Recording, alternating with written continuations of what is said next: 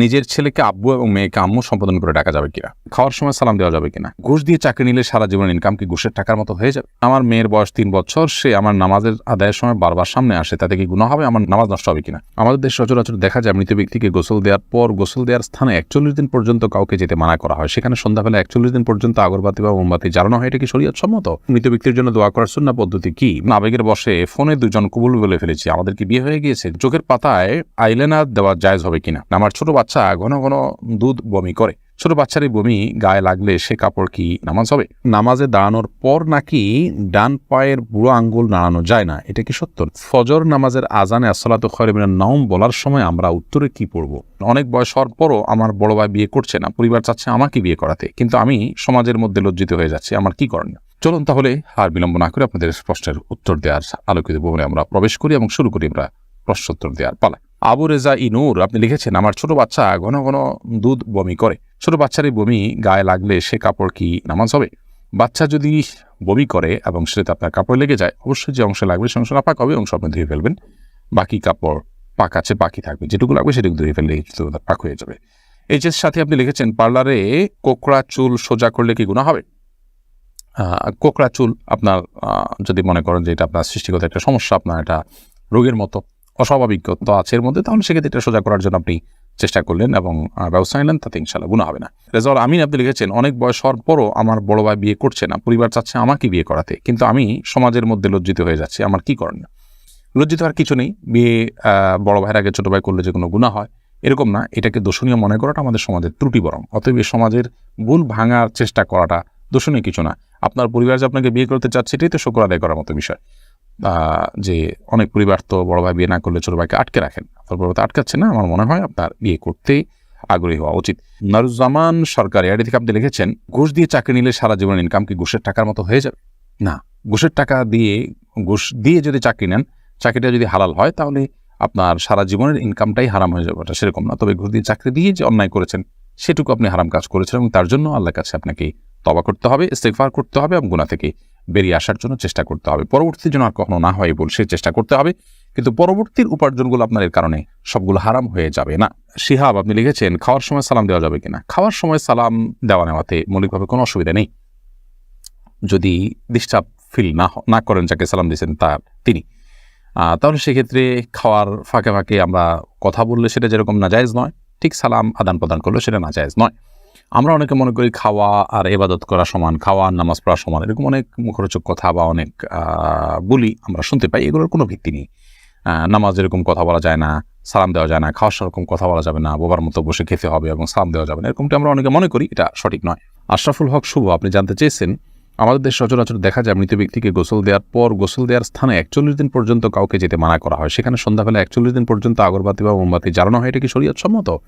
কোনো জায়গায় মৃত ব্যক্তিকে গোসল দেওয়া হলে সেখানে এই প্রথাটি আমাদের সমাজে অনেক ক্ষেত্রেই প্রচলিত আছে, যে আগরবাতি বা মোমবাতি ইত্যাদি সেখানে আপনার জ্বালানো হয় এবং সন্ধ্যাবেলা 41 দিন পর্যন্ত এই কাজটি করা হয়, কেউ সেখানে যেতে চাইলে নিষেধ করা হয়। এটি সম্পূর্ণ কুসংস্কার এবং এ ধরনের বিশ্বাসগুলো শিরকি বিশ্বাস, কুসংস্কারচ্ছন্ন বিশ্বাস, এর বেশিরভাগই এসছে হিন্দু সমাজ থেকে।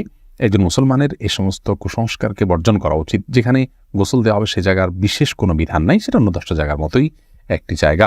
এমনি আরিফুল ইসলাম জানতেছেন, মৃত ব্যক্তির জন্য দোয়া করার সুন্নাহ পদ্ধতি কি? মৃত ব্যক্তির জন্য আল্লাহ তাআলার কাছে সাধারণভাবে দোয়া করবেন, আল্লাহ আপনি তাকে মাফ করুন, ক্ষমা করুন, ইস্তেগফার করবেন, কায়মন ওয়াক্যে আল্লাহর কাছে তার পক্ষ হয়ে সুপারিশ করবেন, ক্ষমা চাইবেন।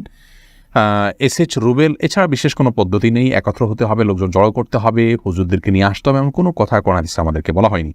আমির আনুর আপনি লিখেছেন, চোখের পাতায় আইলাইনার দেওয়া জায়েজ হবে কিনা। আপনি আইলাইনার যদি দেন বা সাজসজ্জার জন্য দেন তাহলে সেক্ষেত্রে চোখের সৌন্দর্য বৃদ্ধি করার উদ্দেশ্যে দিতে পারেন, স্বামী থাকলে স্বামীকে প্রদর্শন করবার জন্য, কিংবা মাহারামদের সামনে শুধুমাত্র এটি প্রদর্শিত হবে। আর যদি রাস্তাঘাটে গায়ে মাহারামদের সামনে এটি প্রদর্শন করার উদ্দেশ্য হয় বা ওপেন সবার জন্য আপনি নিজের সৌন্দর্যকে প্রকাশ করার উদ্দেশ্যে দিয়ে থাকেন, তাহলে সেক্ষেত্রে এটা নাজায়েজ এবং গুনাহ হবে। ফখরুল ইসলাম মাহিন আপনি লিখেছেন, আবেগের বশে ফোনে দুজন কবুল বলে ফেলেছি, আমাদের কি বিয়ে হয়ে গিয়েছে? জি না, বিয়ে তো সহজ নয় যে আবেগের বশে দুজনে কবুল করে বলে ফেলছেন আর বিয়ে হয়ে গেছে। দুজন সাক্ষীর সামনে প্রস্তাব এবং কবুল হবে এবং অন্যান্য শর্তাদি পাওয়া যাবে, তখন সেক্ষেত্রে সেটি বিয়ে শরিয়ার দৃষ্টিকোণ থেকে বিশুদ্ধ এবং আপনার সঠিক বিয়ে হিসেবে বিবেচিত হবে। মাহমুদুল হাসান ভুঁইয়া আপনি জানতে চেয়েছেন, ফজর নামাজের আজানে আসসালাতু খায়রুম মিনান নাওম বলার সময় আমরা উত্তরে কি পড়ব? এক্ষেত্রে জমহুর ফোকাহা বা বেশিরভাগ ইমামগণের মত হলো সদাকতা ও বারারতা। আসসালাতু খায়রুম মিনান নাওম মানে হলো সালাত বা নামাজ, এটা ঘুম থেকে উত্তম। এটি যখন মুয়াজ্জিন বলবেন তখন তাকে বলতে হয় সদাকতা ও বারারতা, অর্থাৎ হে মুয়াজ্জিন তুমি সত্য বলেছ এবং ভালো বলেছ, ভালো কাজ করেছ। এই কথা বেশিরভাগ ফোকাহা একরাম বা জমহুর ফোকাহা একরাম বলতে বলেছেন মুয়াজ্জিনের জবাবে, এবং একটি রেওয়ায়েতে এটি এসছে, যদিও রেওয়ায়েতটা সনদকে অনেক মুহাদ্দিসগণ যায়ীফ বলেছেন। আর এই কারণে অন্য একদল উলামা ইকরাম বলেন যে আসসালাতু খায়রুম মিনান নাওম যখন বলবো আমরা, মুয়াজ্জিন যখন আসসালাতু খায়রুম মিনান নাওম বলবে আমরাও আসসালাতু খায়রুম মিনান নাওম বলবো। এর কারণ হলো যে আসসালাতু খায়রুম মিনান নাওম এই বাক্যটি মুয়াজ্জিনের বাক্য, আর এক্ষেত্রে নবী আলাইহিস সালামের সাধারণ যে নির্দেশনা বুখারী মুসলিমে আসছে যে ফাকুলু মিসলা মা ইয়াকুল ইযা সামি'তুমুন নিদা, যখন তোমরা মুয়াজ্জিনের আযান শুনবে ফাকুলু মিসলা মা ইয়াকুল মুয়াজ্জিন, তখন মুয়াজ্জিন যা বলবে হুবহু তোমরা তা বলো। শুধুমাত্র হাইয়া আলাস সালাহ হাইয়া আল ফালাহর মধ্যে নবী আলাইহিস সালাম ওই হাদিসে লা হাওলা ওয়া কুওয়াতা ইল্লা বিল্লাহ বলতে বলেছেন। অতএব দুইটা বাদে বাকি সবগুলোতেই ওই হাদিসের সাধারণ যে নির্দেশনা সেটা অনুযায়ী আসসালাতু খায়রুম মিনান নাওম শুনলে আসসালাতু খায়রুম মিনান নাওম অর্থাৎ হুবহু এটা অনুকরণ করার নির্দেশনা দিয়ে থাকেন। এসেছে রুবেল, আপনি জানতে চেয়েছেন আইডি থেকে নামাজে দাঁড়ানোর পর নাকি ডান পায়ের বুড়ো আঙ্গুল নাড়ানো যায় না, এটা কি সত্য? না, এরকম কোনো কথা আমাদের জানা নেই, প্রয়োজন হলে নাড়ানো যেতে পারে। সামি আপনি লিখেছেন মনের মধ্যে খারাপ চিন্তা আসলে কি করণীয়? মনের মধ্যে খারাপ চিন্তা যদি আসে তাহলে সেক্ষেত্রে প্রথমত সেখান থেকে নিজেকে সরাবার জন্য আপনার চেষ্টা করা। খারাপ চিন্তা যে কারণে আসে, যে জায়গায় গেলে আসে, বিচরণ করলে সেই জায়গাগুলোতে সরে আসা এটা কর্তব্য। আর আল্লাহ সম্পর্কে, আখিরাত সম্পর্কে বাজে চিন্তা ইত্যাদি অনেক সময় আসে, এরকম আসলে তাহলে সেক্ষেত্রে বাম দিকে 3 বার প্রতীকী থুতু ফেলে থু এভাবে 3 বার প্রতীকী থুতু ফেলা এবং আমানতু বিল্লাহি ওয়া রাসূলিহি পড়া এবং আউযু বিল্লাহি মিনাশ শাইতানির রাজিম পড়া, এগুলোর মাধ্যমে ইনশাআল্লাহ বিদিনিল্লাহ আমরা মনের বাজে চিন্তাকে দূর করার চেষ্টা করতে পারি। কোহিনুর বেগম লিখেছেন আমার মেয়ের বয়স 3 বছর, সে আমার নামাজের আদায়ের সময় বারবার সামনে আসে, তাতে কি গুনাহ হবে? আমার নামাজ নষ্ট হবে কিনা? না, আপনার গুনাহ হবে না এবং আপনার নামাজ নষ্ট হবে না। তবে ছোট বাচ্চা আপনার নামাজের খুব বেশি সমস্যা তৈরি করবে এরকম মনে হলে অন্য কেউ থাকলে তাদেরকে দিয়ে তাকে ধরে রাখার বা তাকে নিয়ন্ত্রণ করার ন্যূনতম চেষ্টা করা উচিত।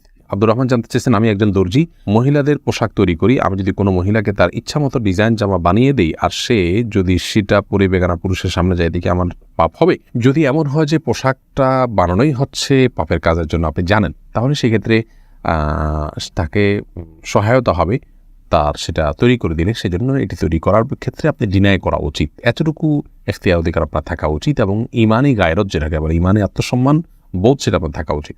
আর যদি এই লেভেলের সমস্যা না হয়, বরং এটা তিনি বাসায় পড়তে পারেন, তার স্বামীর সামনে পড়তে পারেন, বাহিরে পড়তে পারেন, কি করবেন আপনি জানেন না, তাহলে আপনি খুঁচিয়ে তাকে জিজ্ঞেস করার কোনো প্রয়োজন নেই এবং এর কারণে আপনার গুনাহ হবে না। তিনি যদি এটাকে অন্যায় কাজে ব্যবহার করেন ইনশাআল্লাহ আপনার গুনাহ হবে না। এস এ হাবিব আপনার প্রশ্নটি আপনি লিখেছেন নিজের ছেলেকে আব্বু এবং মেয়েকে আম্মু সম্বোধন করে ডাকা যাবে কিনা? স্নেহের জায়গা থেকে বা মমতা করে তাদেরকে আব্বু বা আম্মু ডাকতে কোনো অসুবিধা নেই। এটার উপকার্থে আব্বু আম্মু ডাকা হয়। আব্বু আম্মু ডাকার মানে এই না যে আমার কাগজে কলমে জন্মদাতা পিতা বা মাতা হিসেবে তাদেরকে ঘোষণা দিলাম, এরকম তো আর কেউ করে না। অতএব স্নেহের বসে তাদেরকে আব্বু কিংবা আম্মু ডাকাতে কোনো সমস্যা নেই।